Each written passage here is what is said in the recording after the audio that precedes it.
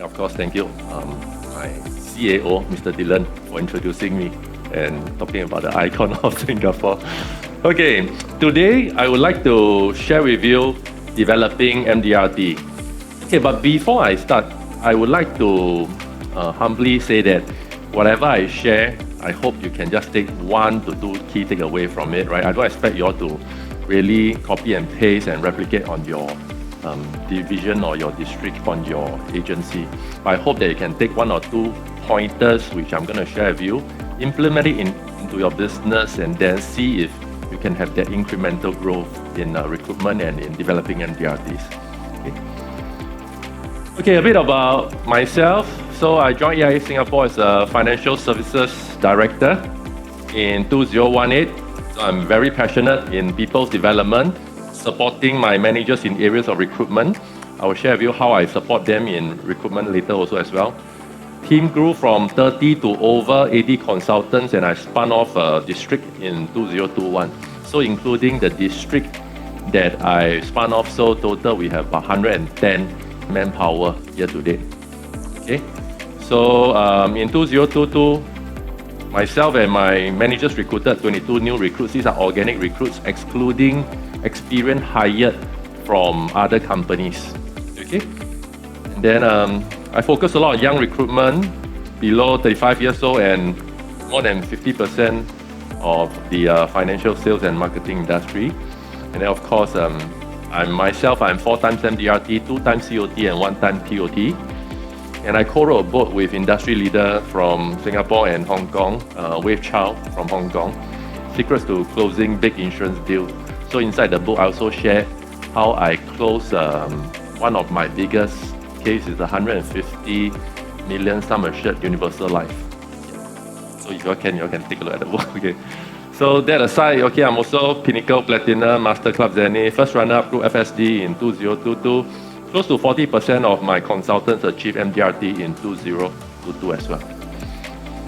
Okay, this is something, okay, for my division, MDRT is on the opt-in basis. Okay, so I'm not an elitist to say that, I don't demand my guys to do MDRT. I believe in progressive growth. I believe in incremental growth. So to give you a good example, there was this lady that joined me in 2017, right? So she joined as a part-timer, right? She's a full-time mother, she's a part-time pastor, part-time insurance agent, right? So first year she came, she did 20,000 Singapore dollar commission, first year commission. And after that, on the second year, we told her, do you want to think of achieving bigger goals? Like in our Singapore context, it's called $1 Million Club. So that's about 30K EFYC. So she hit that. So once she hit that, then we start to challenge her a bit more. I said, hey, you are so good. You can be a full-time mother to 2 boys. You can serve in the church almost full-time. And then why don't you consider doing MDRT this year? Yeah, since because of the COVID, the MDRT requirements was reduced, right? And then she went ahead and she did the MDRT. And then subsequently, every year she has been clocking MDRT. So in my division, in my agency building, I always believe in incremental growth. It's nothing to do, it's nothing to hide to say that, oh, when I come in, probably I don't want to do MDRT first. I just want to have a taste myself to see what is it about in the industry. Then I decide to do MDRT. So this particular agency building model has been working for us and for my tier 2 leaders. Okay, so like what I was sharing earlier, right? So this is the 20 days MDRT, 20-point system, MDRT, the 20-point system. So this is something that we craft out with, right? So like make a phone call, manage to set a second business appointment, obtain a referral, etc., right? So it's not just about getting sales. To me, I strongly believe that MDRT is never about commission, right? MDRT is about mission before commission. So the MDRT whole person concept is the most important to me. So once you have the whole person concept sorted out, every year you can qualify for MDRT easily, right? So today's session, I'll share about how I get my guys to really look at MDRT as a whole person concept, and that's how our focus when we shift from commission to mission, right? How our MDRT productivity went up from I think it was about 16%, right, when we just started our division, until now it's about 40%. This year we are on track to hit above 50% of our division. That is more than 40 of us would achieve MDRT this year. Okay. Okay, this is me. I think you all can't see the timing, right? But I wake up every day at 5:30, Monday to Saturday. This is non-negotiable, right? This is about accountability. This is about discipline. So healthier, longer, better life, right? So if I don't look healthy, my guys will never believe in whatever I preach, okay? So I do a combination of HIIT and strength training every day. So Monday to Saturday, I will wake up at about 5:30.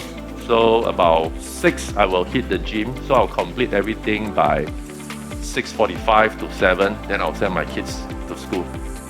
Yeah. Then after that, I'll get the whole day started at about 8:30 to 9. I'll be in office.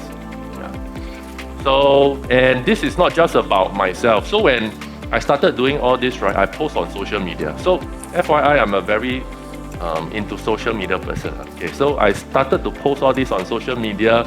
And then, as you see at the top right corner, these are my team members. When they start to see me going on this daily, they started to join me. And then when they started to join me, some of them become more obsessed, right? Sometimes one day they can go to session.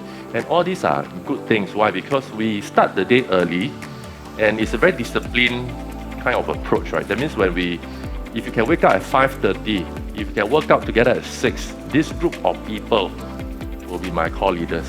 Yeah, because they already shown that they can wake up, they can have the discipline to finish their first workout before even the sun rises, right?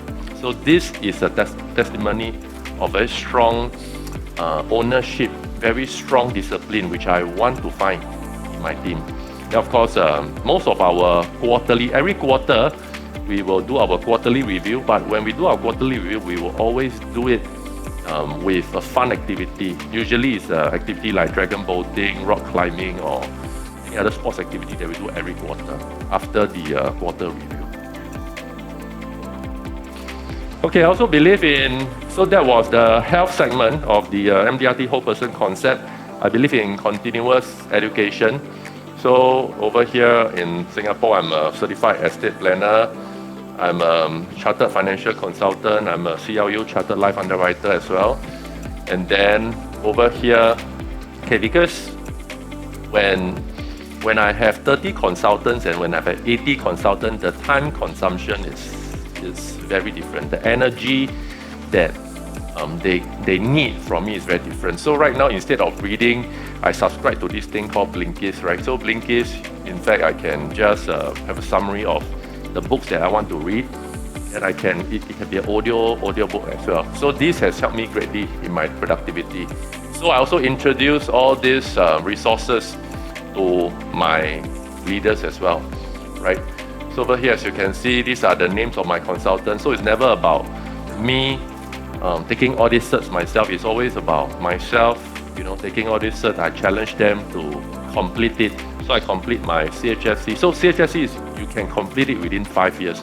I took mine in 9 months. I complete total 8 modules in 9 months. Then of course, Leslie is another individual that took shorter than me. He took about 8 months to complete the whole CHSC, right? And then I think it's important as the industry evolves. I think it's important to really have all this continuous education, continuous upgrading to make ourselves more relatable to the industry. So you can see they like to take all this TikTok video or Insta story about me doing coaching. So I do my coaching for new FSC every Wednesday, 2:30 to 5:30. So this is the new training program. So every new consultant that join our division, be it whether they come from tier 2 or they are recruited directly by myself, whether they are new or whether they are direct whether they are experienced hired, they have to go through a 14 weeks program with me. Yeah, so inside the 14 weeks program, I will cover everything, right? From the, to put it simply, is the entire sales cycle, right? Then of course I will highlight a lot on the products that we have been marketing fairly well in Singapore. And we also look at the different age group. So for 20 to 30 years old, what kind of solution will he or she be more interested in? 30 to 40, another group. 40 to 50, probably another group. And then 50 and above, of course, we focus a lot on estate planning. So when it comes to estate planning for 50 years old and above, this is not enough. So this is just the skeleton, the foundation of our new consultant training. So we have advanced training for estate planning. So these are the clients that are looking for jumbo policies, your universal life, your EUL, your IUL, or even your ILP universal life.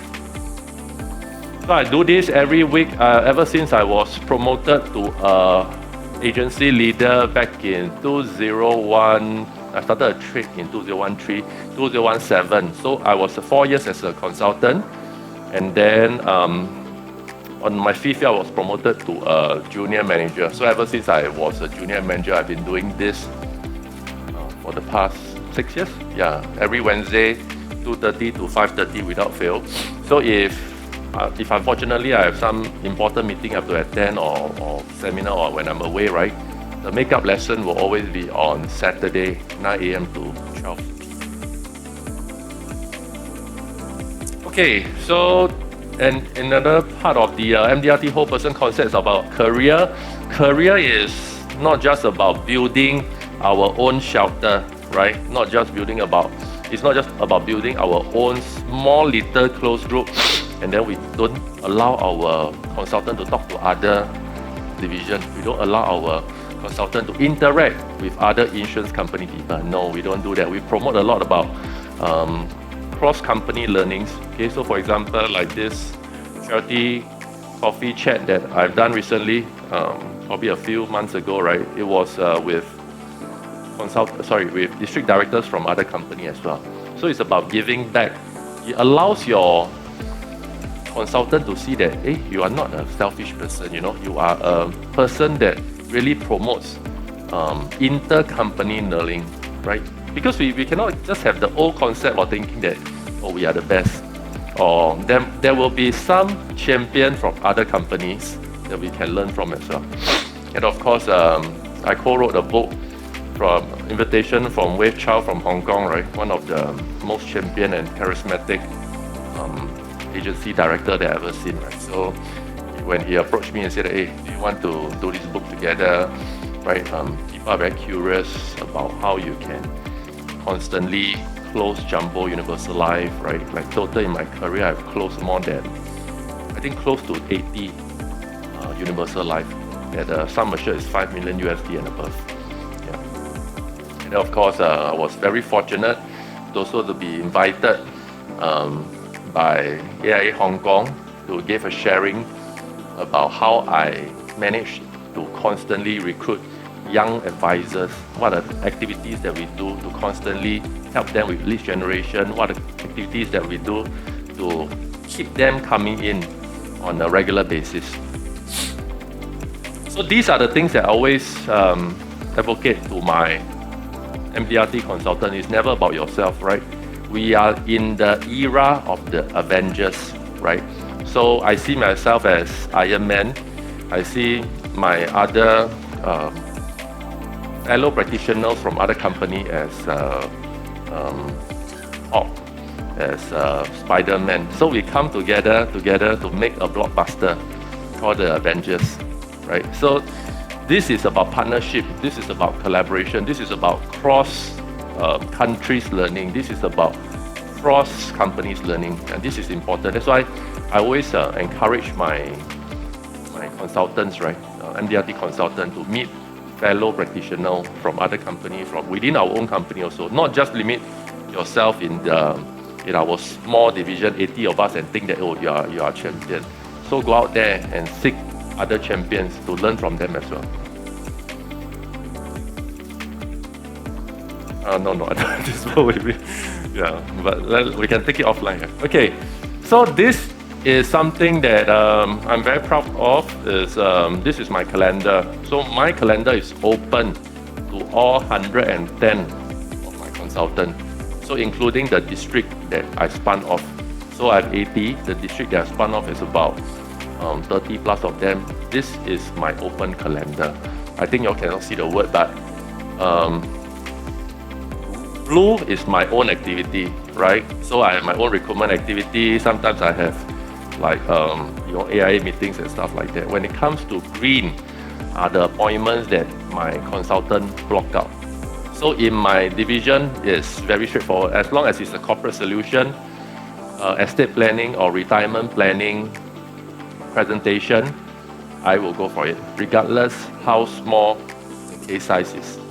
Yeah. So as long as it's these three topics, if the client is keen to find out more about corporate solution, estate planning and retirement planning, I will be the one going for it. Even my tier 2 leaders, if they can handle, they'll go for it. But most of the time, they'll say that, hey, why not you go with Kenneth and see how he works his magic. Yeah. So even the first 3 joint field work. So in Singapore, it's mandatory for us to do 3 joint field work with our new consultant. But in our division, we go above and beyond. We do an average of between 15 to 30 joint field work with our guys in their first 12 months. Okay. After the first 12 months, I also have been consistently going joint field work with my teammates. Yeah. So, and then maybe to give you a bit of a hope, right? By going joint field work with your team people, you give them the chance to see how you work. When they have the chance to see how you work, when they see that you can close a case that can give them a 6-figure commission, it gives them a lot of confidence to recruit their friends to come in to join you. So this has a lasting effect. So that's why this is something that I'm very proud of, right? When I open my calendar, not even my tier 2 leaders, right? None of them open their calendar like me. So technically my guys can know that, oh, today Kenneth is going to play golf. Yeah, today Kenneth will be at this AIA meeting. Or today Kenneth will be having his family day or things like that. So it's an open, there's absolute transparency that my guys know where I am every single day. Yeah, so, and then of course, they won't just plug in the appointments like that. They will cross-check with my secretary. They'll ask my secretary, hey, Joanne, I see that Kenneth is available on, let's say, April 14. It's blank over there. I have a client who is keen to know more about corporate solution. Can I block out Kenneth? Yeah, so my secretary will have my full calendar. So this is not just, this is my calendar, right? But my secretary will take a look at cross-check to see whether I have any double booking. Because sometimes when the consultant, some inform me by phone, right? They never put in the time tree. So this appointment is double booked. So my secretary will be the one that liaise all the calendar to make sure that I'm not double booked for the day. So once she said, oh, Kenneth is available, I will block out Kenneth's time for you. Then I'll go for the appointment. But before every joint field work, we always do this thing called case prep. So one day before the appointment, I will always meet the consultant, whether be it via MS Team or face-to-face. We'll do a 1-hour case prep. So I need to understand a bit more about the client before I go for the presentation. Okay, in this career segment also, in order to be an MDRT producer, consistent MDRT producer, I also tell my consultant that you cannot do everything on yourself. So of course I have a very capable secretary. Yeah, I think if ever she leaves me, I will cry. Yeah, no way I will allow her to leave me. Then of course because of the, so during COVID, we rebrand. Okay, so before COVID, I have about 30 to 35 consultants, right? So during COVID, that time was a great time for me. Why? Because it allows me to really take a back seat, and because we can't go out, right? So it allows me to take a back seat and re-strategize my business. So we pivot towards social media, and that was on the advice of my tier 2 leaders. So there was this conversation I had with them. You know, they said that, hey, Kenneth, you are 30 plus, but you dress and behave like you are 40 to 50 years old. Yeah, so I used to really, truth be told, I used to dress like this every day. Every single day I'm dressed like this. Last time my hair was short, it was like crew cut and stuff like that.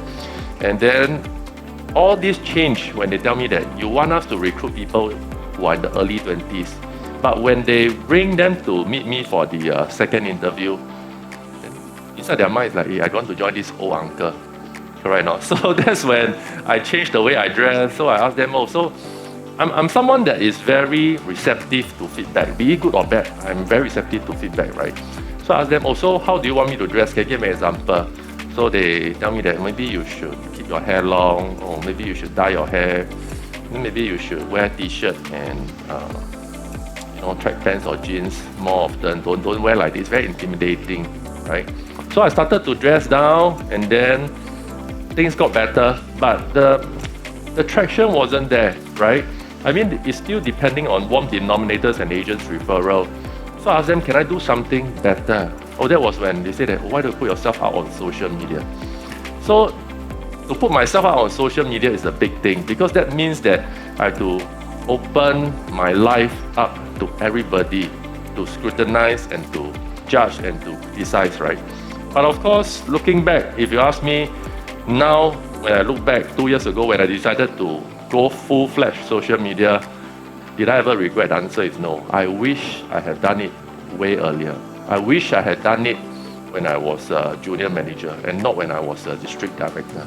So the social media helped me a lot, right? So today you see, I still have my own social media team with me. My social media team will travel with me everywhere I go. Like if I have presentation here, they will come with me, right?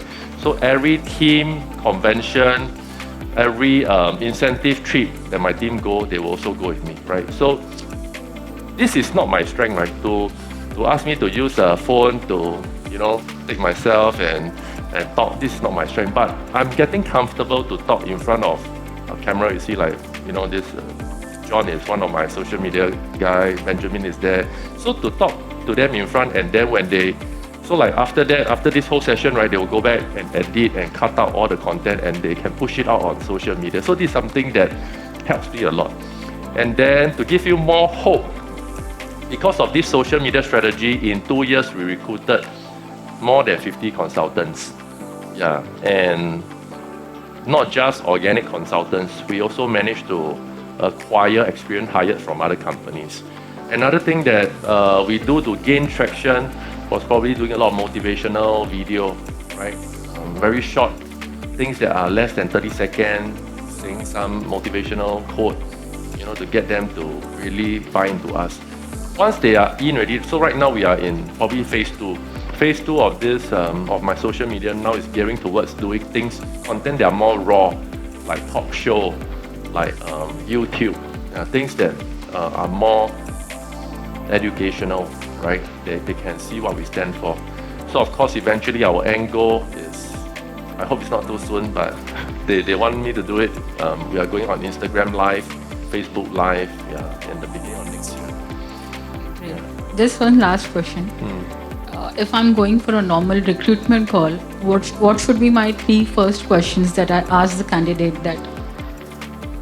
Ask the first candidate. Ask the candidate, the first 3 questions. Okay, I think, let me address this question also. Then I tell you another thing that I do, okay? So very good, I think I missed out covering this. So the first question that I always ask my candidate is, why straight, right? So when I understand where is his hot button, so for example, like how my boss recruited me was a fantastic. So he asked me, why do you want to join the trade? So I told him, I said, I want to join it because I want to retire my parents. My parents are hawkers, so they earn about $3,000 as a couple. Like $3,000 Sing dollar was it's very bad, right? And they work 16 hours a day, 18 hours a day, right? So once he knows this already, right, I think the rest of the interview, he asked me questions that's irrelevant. The second interview, what did he do? He invited me to his place for dinner. Then when I went in, it was a big place, then he was staying with his family, then we had dinner together. So before I leave, he just tell me one thing. If you join me, if you work hard, you work smart, this will be you. Mom can stay at home and prepare dinner for you and your children after you come back from work. That was when.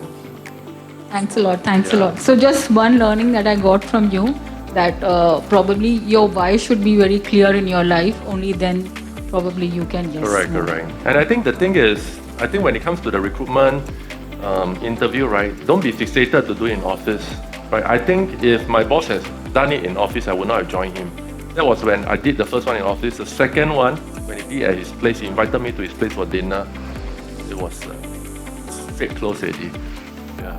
Thank you so much. Welcome.